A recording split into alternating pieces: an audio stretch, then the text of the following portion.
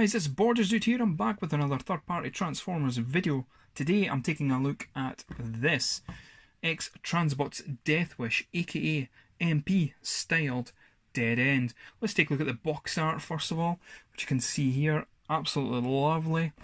On the back you get the same box art but done in a lightning silhouette. On the side you get the tech specs. The other side gives you that wonderful English text, and at the bottom there you get the little QR code and a CG model of the alt mode.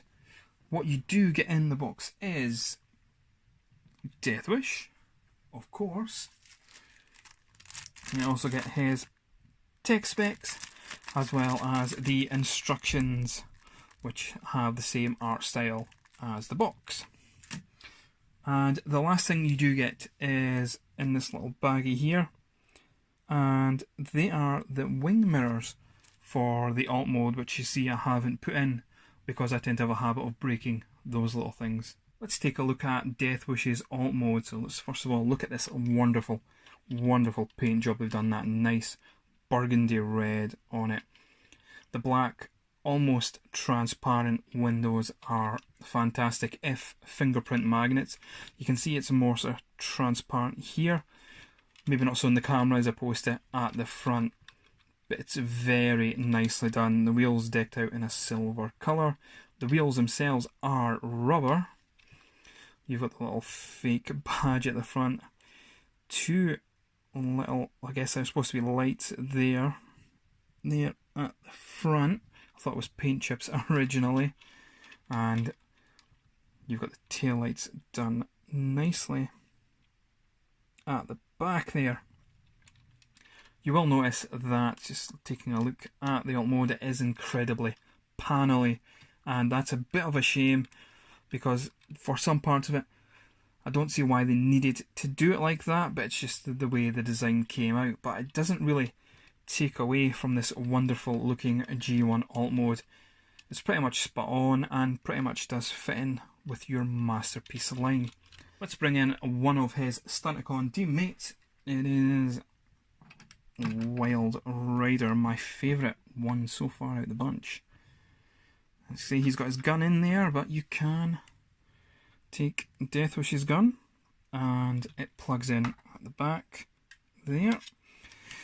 It doesn't really stay in secure, it's very loose on at least my copy, but there you go, just to give a bit of a comparison. They do scale quite well. Alright, the bit of the video I hate doing the most, the transformation sequence.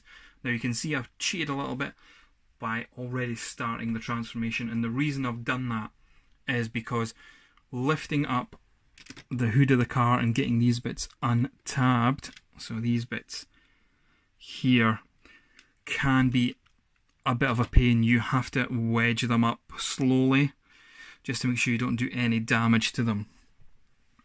Now, next part of the transformation is just snapping the back or unclipping the back.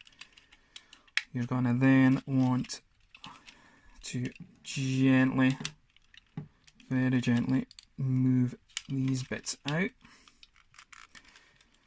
and you can even, if you wish, move this bit out a little bit as well. Do the same at the other side, just so that gives you the clearance to lift up the whole back section or the front section of the car, like so. The arms are tabbed in to the body of the car. Again, you have to be careful here because this bit of the panel does tend to want to stick. Try and give you a better indication on this side. So this figure from X-transbots is a bit more panelly than the other ones, which is a shame because that's kind of what X-transbots was trying to avoid, I think. But hey ho, here we are. Now you want to take the windscreens, fold them in, same at this side, I hope if you're wearing headphones it isn't too noisy for you. But if it is, I'm sorry. Not sorry. Now, you can see if we're getting closer, we've got sliding bars here. You want to move these pieces out the way. We're going to want to slide that up. Yeah, no, yes, we want to slide that up so that folds in, so I'll do that again. So I want to slide it down, slide up, fold it in, then fold that piece in. Same at the other side. We do have to be careful here, the way these work is so pernickety and it's so scary, just the thinnest plastic they're on. It's really worrying when transforming this figure. So I want to be very careful here and I don't cause any further damage. Right, there we go, and then slide up and tab in like so. That's pretty much the worst part you'll have when doing this transformation. The arms, the hinges, just straighten out like so. Okay, I'll bring that in closer. Give you an idea. There we go. Just want to twist the arms around. These are quite simple.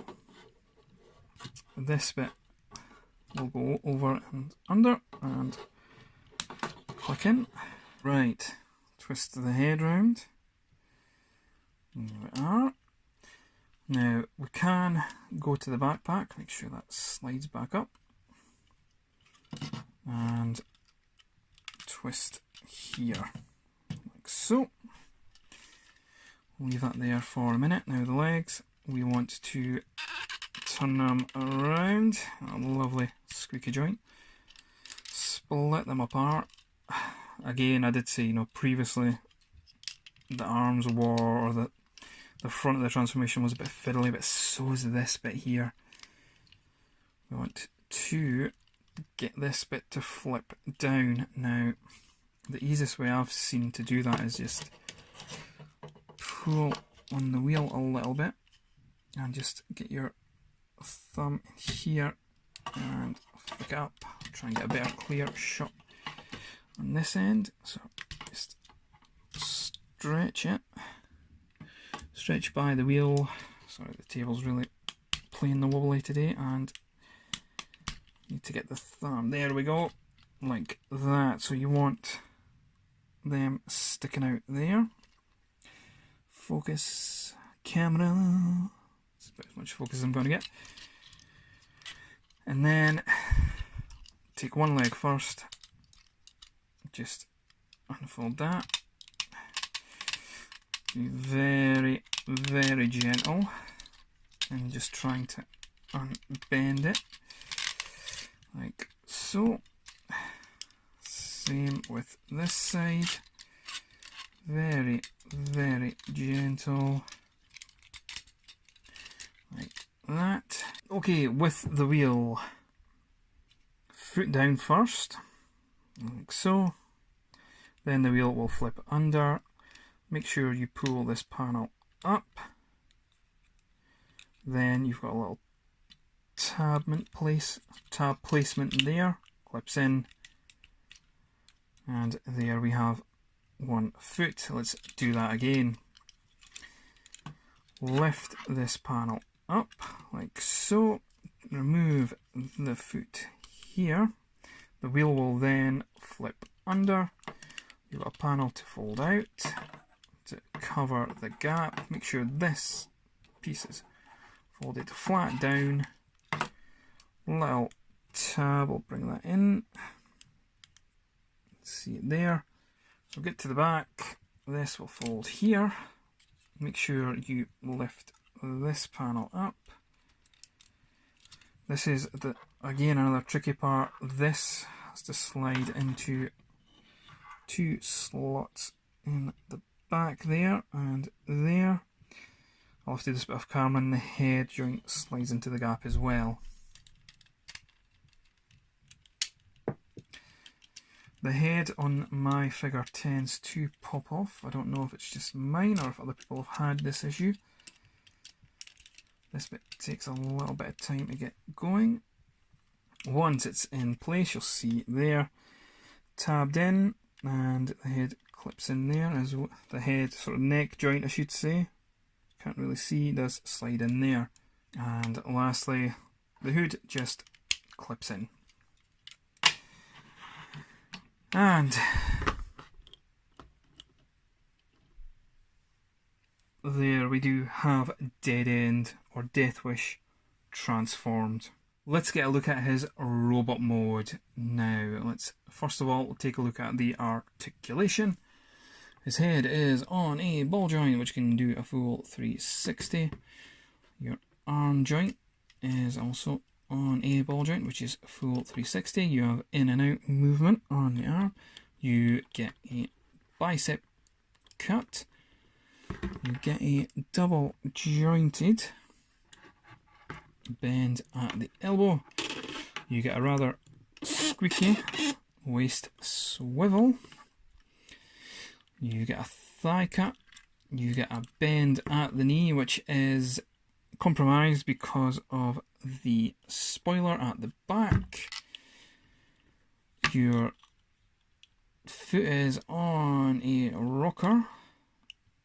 And of course the fist itself can also have a wee bit of a twist, but it is quite a tight joint.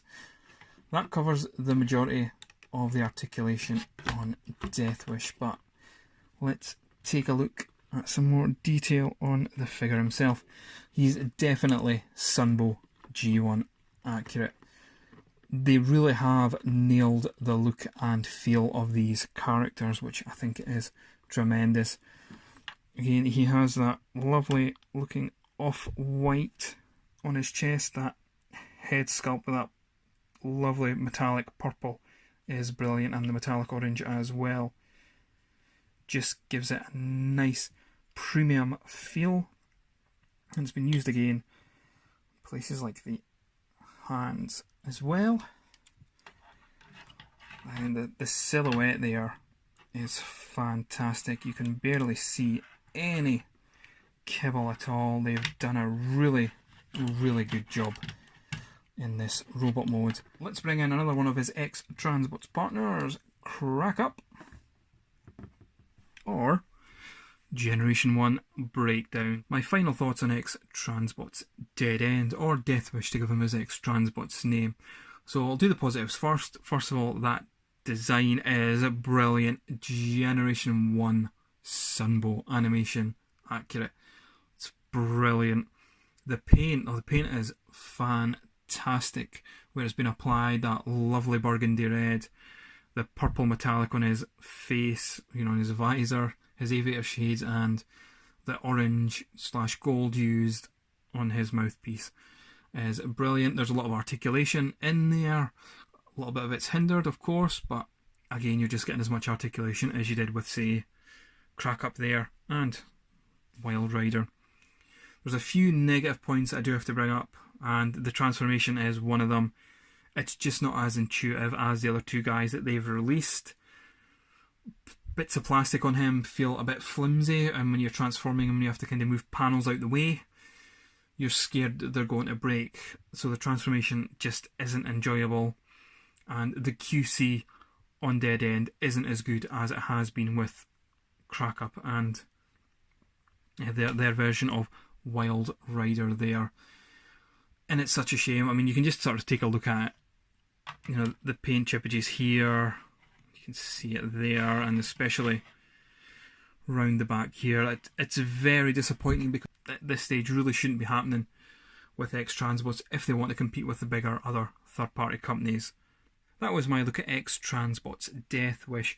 A big thank you to Primetime Toys who hooked me up with this figure. Great customer service. The figure arrived to me from China in record time, well packed with bubble wrap and box protector. So if you're a mint and box collector, do hit him up on Facebook at Primetime Toys, and they'll probably be able to sort you out with some nice third-party figure goodness. thank you to my new subscribers who have came on board to my channel and the old ones who do support the channel. I know I say this every time, but the fact you continue to support me really does mean the world to me. Please do leave some comments in the comment section below. Just tell me what you think about this figure, if you plan on getting him, and so forth. As always, guys, please be excellent to each other, and I'll see you again with another video.